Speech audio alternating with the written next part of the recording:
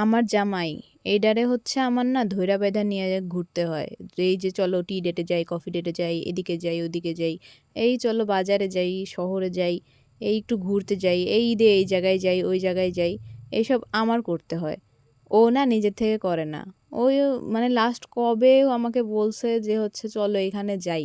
এটা আমার মনে পড়ে না। কবে ও নিজে থেকে আমাকে বলছে আমার সত্যি মনে পড়ে না। লোকজন তো মনে করে ওয়াও ২ জন কি সুন্দর ঘুরতেছে, ২ জনেরই শখ আছে। হ্যাঁ, আমাদের ২ জনেরই শখ আছে। ওরও শখ আছে। কিন্তু ওর শখটা যে কই আমি আজ পর্যন্ত মানে ওইভাবে দেখলাম না। ও আমাকে হ্যাঁ, ঘুরাইতে চায় কিন্তু রিলেটিভসদের বাসায়। আরে ভাই ঘুরবো হচ্ছে মানে চারদিকের ভিউ দেখবো। আমি মানুষের বাসায় যাই থাকবো তাহলে সেটা কি ঘোরা হইলো? তাহলে নিজের বাসায়ই থাকি। সে শুধু ঈদের দিনে আসলে বলে যে বের হবা? চলো কোথায় বের হইবা? কার বাসায় যাবা? কার বাসায় যাবো? কারো বাসায় যাবো না। এটা তাকে বোঝানো যায় না। ঘোরাঘুরি করবো, চারদিকের পরিবেশ আছে দেখবো এরকম জায়গায়। কারোর বাসায় যাবো আর বিশেষ করে এমন কারোর বাসায় আমি কেন যাবো যারা হচ্ছে আমার ওয়েটিং এ নাই। তাদের বাসায় আমরা কেন যাবো? যেমন অনেক সময় বলে যে এর বাসায় যাবো, ওর বাসায় যাবো। যে যারা হচ্ছে হয়তো মানে আমাদের ওয়েটিং এই নাই আমি দেখতেছি বা যারা হয়তো আশাও করে না যে ও আসবে এরকম কিছু। তাদের জন্য ব্যাপারটা হবে ওয়াও! আপনারা আসছেন এরকম। কিন্তু ঈদ জিনিসটা কি? ঈদ জিনিসটা হচ্ছে আপনজনদের সাথে কাটানোর জন্য। ঈদ জিনিসটা তো ওয়াও! যারা এক্সপেক্টও করে নাই আসার জন্য তাদের কাছে যাওয়ার জন্য না।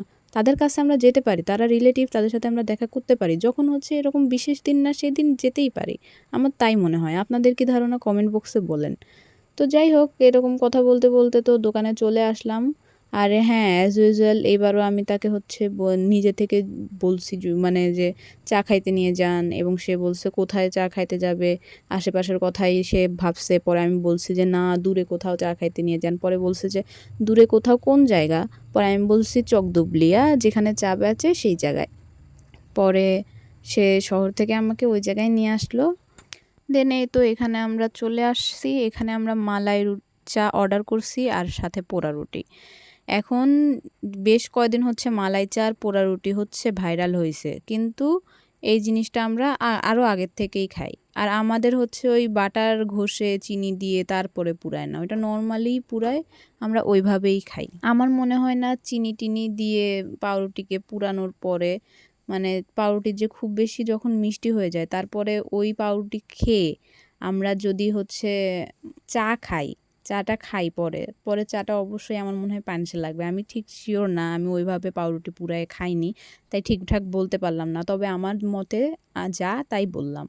তো এইভাবে তার উপর আমার মতামত চাপিয়ে দিয়ে তাকে একটা কিছু বললে সে তো আর ডিরেক্ট মুখের উপর মানা করতে পারতেছে না।